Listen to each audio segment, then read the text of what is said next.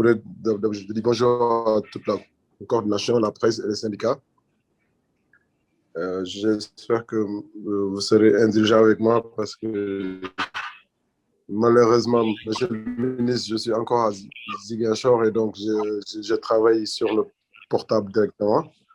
Je ne sais pas si tout le monde a l'écran partagé. Mon écran est partagé. Tu peux l'agrandir un peu déjà parce que là c'est un peu... C'est possible? On voit, mais voilà. C'est parfait. Voilà, tout le monde suit. Vous savez, c'est le miracle de la technologie. Hein, donc, vous pouvez être à Shanghai et faire une présentation à Dakar. Donc, voilà, parfait. Merci, monsieur le ministre. Donc, la présentation sur la mise en œuvre va porter sur 3 points. D'abord, le point sur la structuration du financement. Le deuxième point, c'est sur la feuille de route que vous avez instruit de présenter des projets qui sont candidats.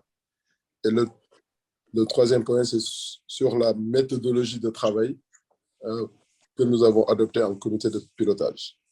Donc, sur le premier point, la stratégie de financement du hub aérien, nous avons rappelé que les projets du hub aérien seront essentiellement financés à travers la redevance de développement des infrastructures aéroportuaires. Vous le rappelez tantôt avec les réformes en cours nécessaires pour la mise en œuvre de cette stratégie de financement.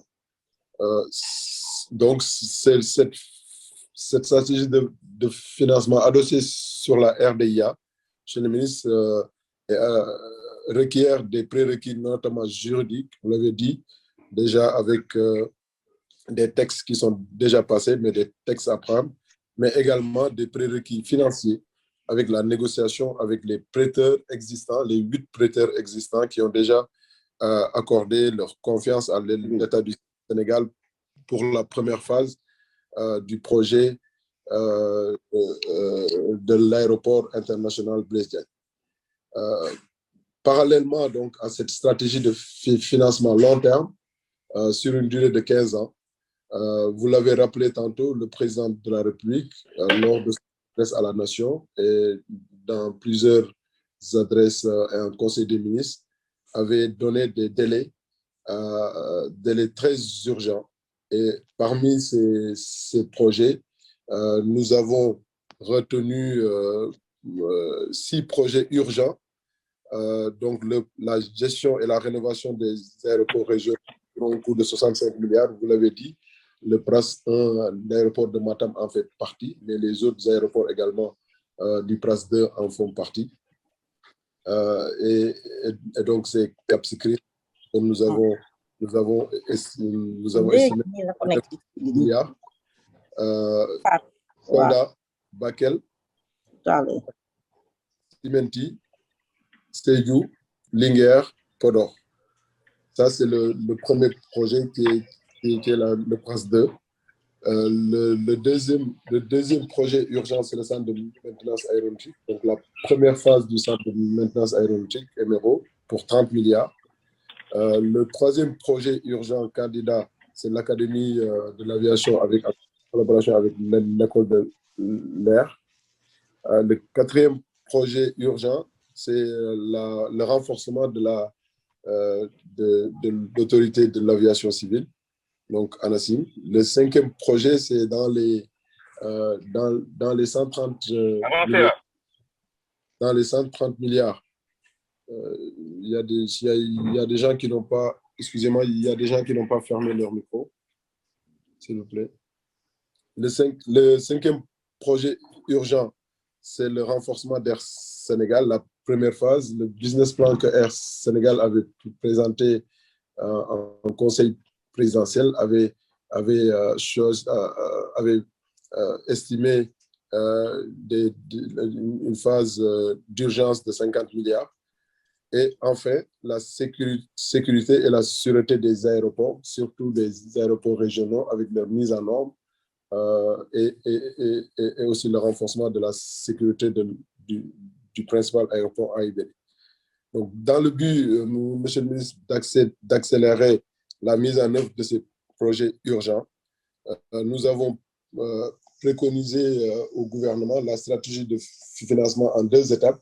D'abord, la mobilisation par l'État du Sénégal à travers AIBD SA d'un financement, on l'a appelé phase d'urgence de 200 milliards sous forme de crédit relais avec une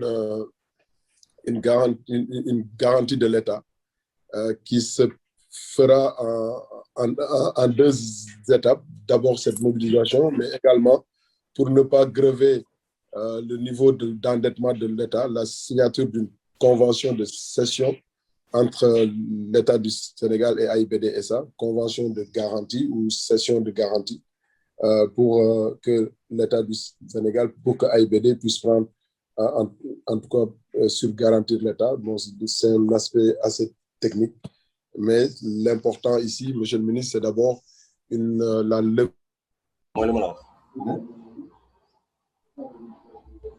Si cette disposition prendrait un retard, il proposerait également en même temps une ligne de crédit, une ligne de financement de 200 milliards qui est du même ordre, qui peut être tiré à chaque fois qu'un projet en tout cas, est dans une phase de paiement. Donc, crédit relais de 200 milliards, le ministre a proposé également à côté une ligne également de financement de 200 milliards pour nous permettre d'aller rapidement. Donc, ensuite, parallèlement à cette stratégie de financement phase d'urgence, le travail de mobilisation pour un montant de 460 milliards remboursable par la RD